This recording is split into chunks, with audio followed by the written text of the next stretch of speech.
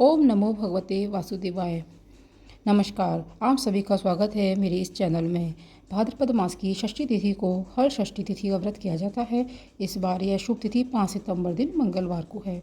हल षष्ठी तिथि के दिन त्रिपुष्कर योग, रवि योग और सर्वार्थ सिद्धि योग जैसे भी कई शुभ योग बन रहे हैं। 5 सितंबर दिन मंगलवार को हल षष्ठी तिथि का व्रत किया जाएगा। पंचांग के अनुसार भाद्रपद मास की कृष्ण पक्ष की षष्ठी तिथि को भगवान कृष्ण के बड़े भाई श्री बलराम जी का जन्म हुआ था। भगवान बलराम का प्रधान शस्त्र हल और मूसल है। इस वजह से बलराम जी को हलधर कहते हैं। उन्हीं के नाम पर इस त्यौहार का नाम हल षष्ठी पड़ा।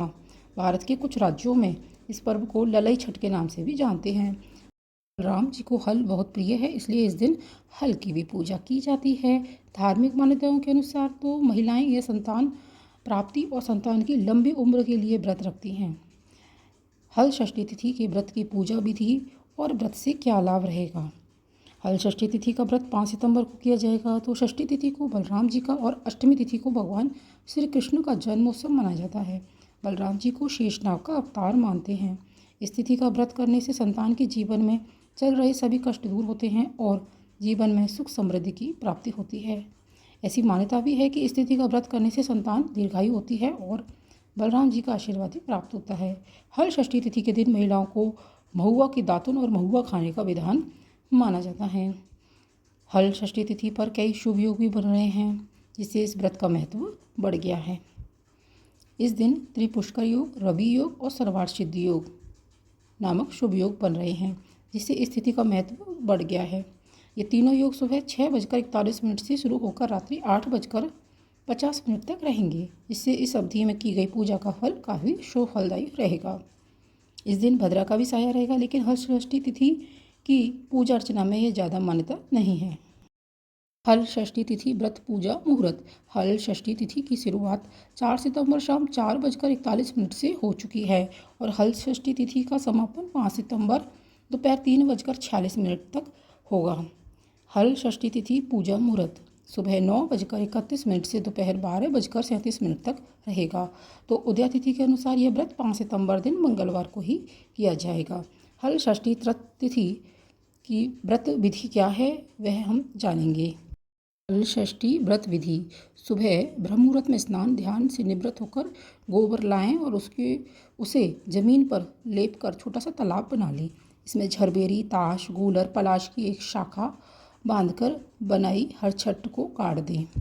तालाब के जल भर दें और इसके बाद जल में वरुण देवता की पूजा अर्चना करें। साथ ही इस दिन भगवान गणेश, माता पार्वती के साथ छठ माता की भी पूजा की जाती है।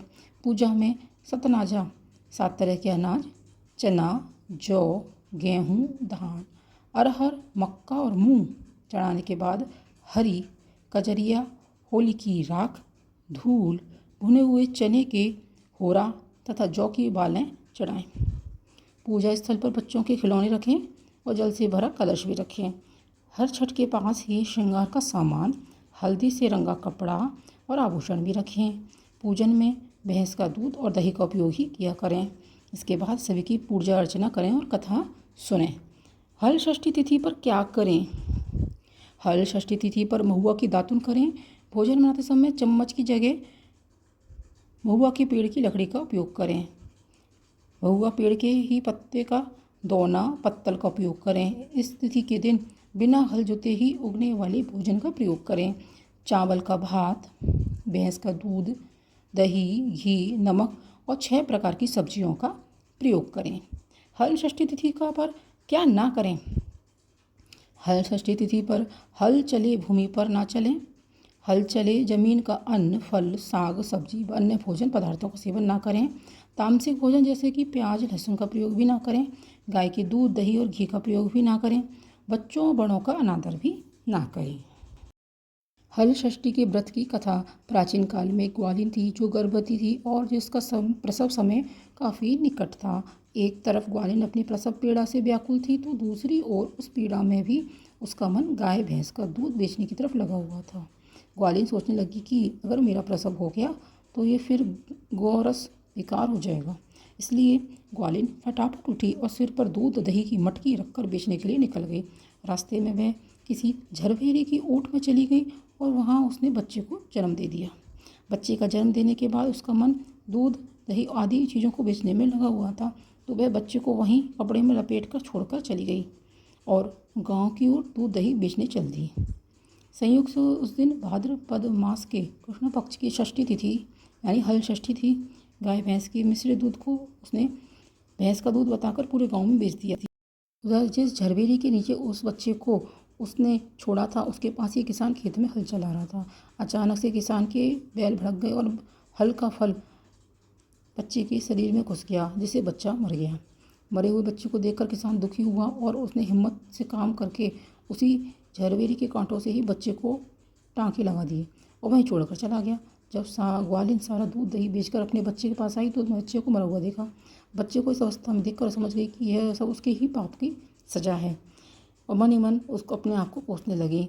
अगर असत्य बोलकर दूध ना बेचा जाता तो शायद गांव की महिलाओं का जो धर्म है वो भ्रष्ट ना होता, तो मेरे बच्चे की दशा ना होती। यह है उसने गांव वालों को सारी सच्चाई बताकर प्रायश्चित करने के बारे में सोचा।